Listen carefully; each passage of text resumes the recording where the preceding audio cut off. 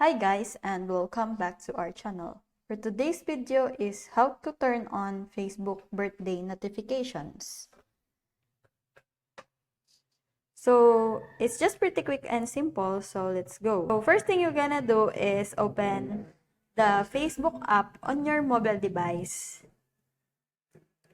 Then tap on your profile with the three lines in the upper right.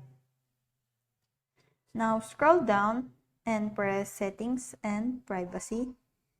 Now, from the options that appear, select Settings, then tap Profile Settings.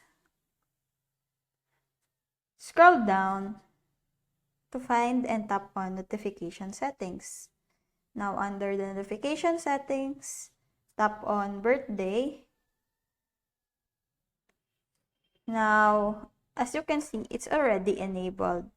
So if yours is not enabled, just toggle it on. And once you're done selecting the options you want, tap the back arrow in the top left to return to the previous screen. And from now on, you should receive notifications for upcoming birthdays of your Facebook friends based on your selected settings. So that's it. I hope that this video helps, and if you have any questions or comments, kindly put it in the comment section below, and make sure to subscribe and like. Thanks!